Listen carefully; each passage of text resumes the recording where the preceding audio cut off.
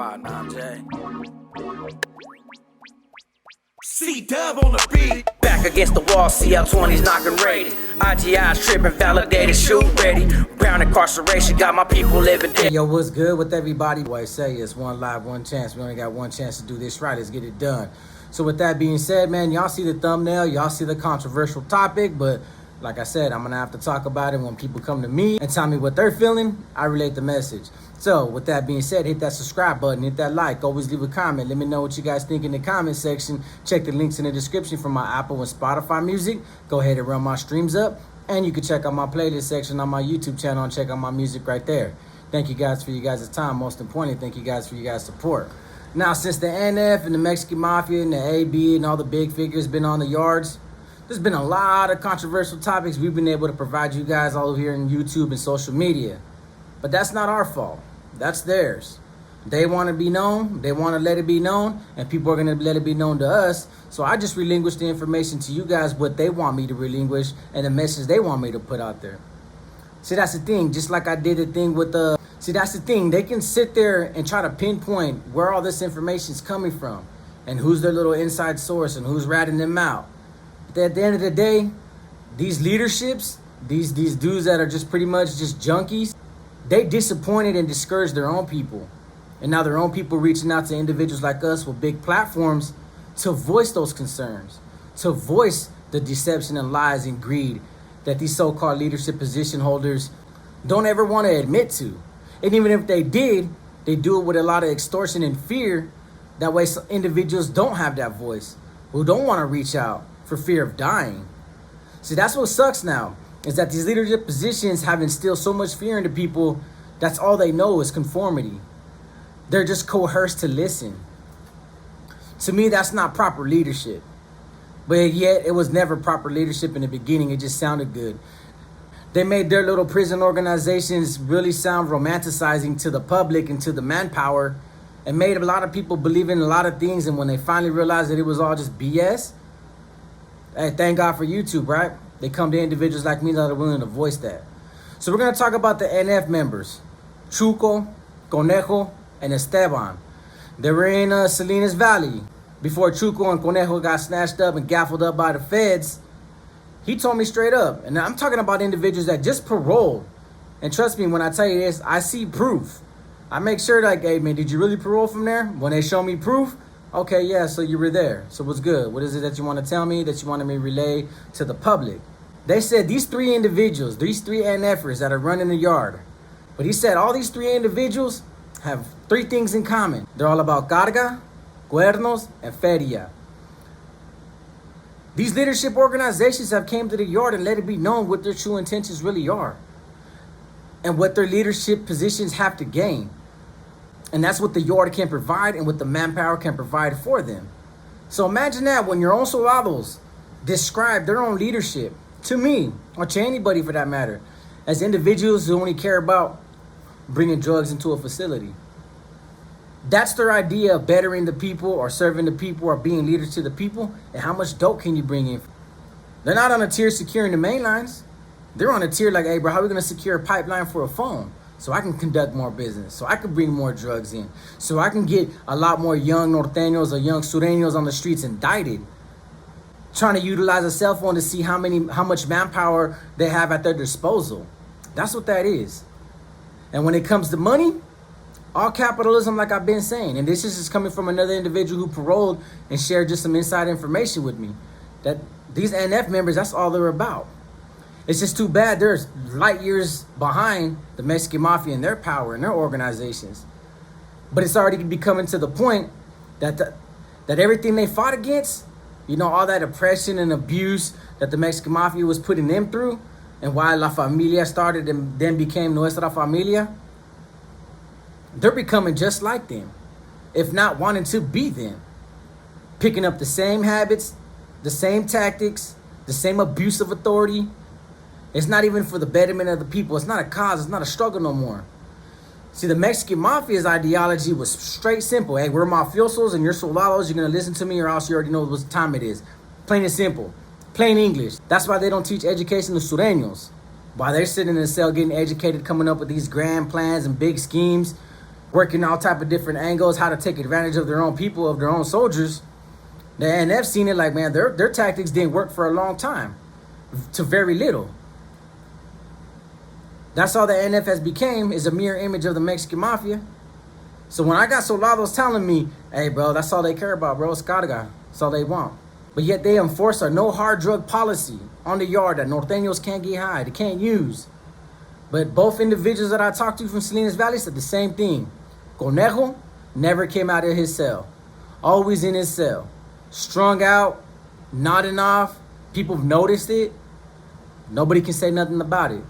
But let that man or Chuco, like Chuco recently did, go around and see other individuals getting high. Chuco has Nortenos taking drug tests, getting drug tested, and he wants to see the paperwork if it came back dirty.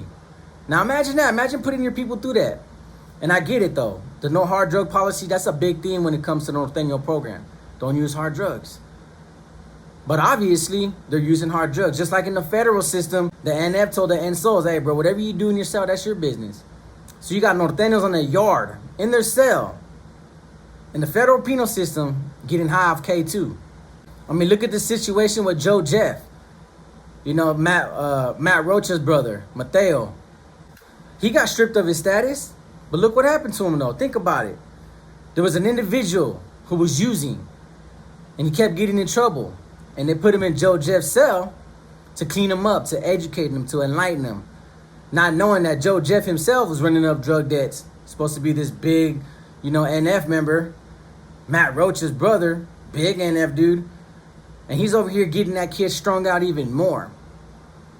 That's the kind of example and leadership that they're out there doing, but yet condemning their young soldiers whenever they're caught doing it. And then to top it all off, there's been 3 hot ones. 3 hot ones in Salinas Valley. An individual by the name of Smokey, he was hitting B1. Rascal was hitting B2, and Pepe was hitting B4. And the individual named Soldier was hitting C3 and 180 yard. Trip out on that. Smokey, Rascal, and Soldier got hit for freelancing, and Pepe for telling on his crime. And the 3 remaining C's overseeing everything in Salinas Valley is Sleepers, Silencio, and Esteban, who are doing the same thing, abusing their own people. But when Chuco and Conejo were there, had 3 people hit. 4 actually, but 3 they were solely responsible for. Rascal, because he was breaking off the household. He was breaking off his third, but he was conducting a little business on the side. They didn't like that. They didn't like the fact that they didn't even know he was doing a little business on the side. After he done took care of the third that they asked, that they demanded, that they wanted, he took care of his issue. So what he does on his time with his personal issue, it's his business. But because it was a side deal that they weren't in on, he got blasted. But he lost his life. See, the concept of freelancing is these individuals don't want you to make no money unless they're making money. So if you decide to bring in some dope, break off the third, and you make some money without telling them, that's freelancing. Because you're taking money out of their pockets. There's even certain prison systems that the North and South can't sell their dope until the NF and the Mexican Mafia sell their portion first, get all the money that they need, then you can sell your dope. That's the concept of freelancing. So you got to get it approved in order to sell on the yard or make any kind of money, any form of money. So that basically tells me you got to get it approved if you want to send money home to your kids.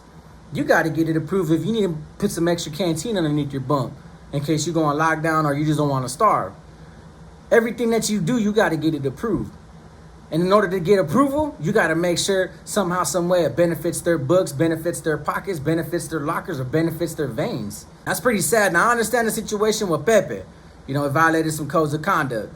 I get that. Still, from an outside looking in, all I seen was 4 individuals get blasted and lost their lives at the hand of NF members who are just abusing their power, who think that what they're doing is justifiable, but it's really not, because they're just being hypocrites themselves. I just don't understand how these leadership positions, these NF members, can sit there and tell everybody else, you better not get high, go get drug tested. And if you come out dirty, bro, you got something coming. But go right to the cell after collecting all those thirds from everybody and just party all night and collect all the money they need. See, this is what happened with Pepe. This individual right here from Northside Castroville, Trigger Cortez, and another individual, Creeper Romero, blasted Pepe. They blasted him in his cell. This is how arrogant they are. And this is per NF orders. They had to catch another case. See, they blasted him initially in the cell, got rid of him. Walked out of the cell, realized they weren't being watched. So went back in and shut the door because the NF said stay on him. And just shut the door and continued hitting him after he was already gone. And got caught with a case. They could have got away with it, but the NF said no. Stay in there. Stay on him. That's how bloodthirsty the NF has gotten. They don't want to just hit you and send you to the SNY yard. No, so the SNY gangs don't get bigger and the yards get bigger. And this whole threat that they think that's really a threat when it's really not a threat. That SNYs and SNY gangs are getting too big. There's nothing threatening about it. Because more than half the population on the SNY ain't gangbanging, but the other half, yeah, so be it. But on the streets, I really doubt it. So they told these individuals to go back in the cell and shut the door and continue blasting him just to make sure, just to get that confirmation that he was gone because they wanted him gone. To me, that wasn't a flex about, enforcing laws, enforcing their power. I think that was more or less a flex to show the Mexican mafia, but we're just as powerful as you are. So now this is a pissing contest to me. That's what it looked like. And then they blasted BJ Cabrera. Blasted him on the yard, but that was just a distraction. Just a distraction to hit another individual. So now you got 3 NF members on there who are really going to flex their power and hurt their people. And the rest of the manpower is just going to sit there and for whatever reason, got to sit there and just acknowledge it for what it is, for what they tell them it is. Not even realizing, bro, they're getting charged with freelancing because they're just trying to make a little extra money. That's all that is. And these arrogant individuals can't stand the thought that that money is not theirs. It's going in somebody else's pocket. It's going to somebody else's family on the streets. They want it all for themselves. So a lot of these individuals, the end of hostility to establish peace treaty was a beautiful idea. But now we're starting to see the true realities of it. It just made these big homies right there present and making things a lot more quicker to get people hurt, to get people stabbed, and get people off the yard and gain it all for themselves. That's all. I got way more information to provide to you guys pretty soon. I'm talking to a lot of individuals that just came out of the penal system. A lot of valuable information that I want to share with you guys. So with that being said, like I always say, it's one life, one chance. We only got one chance to do this right. Let's get it done. Peace.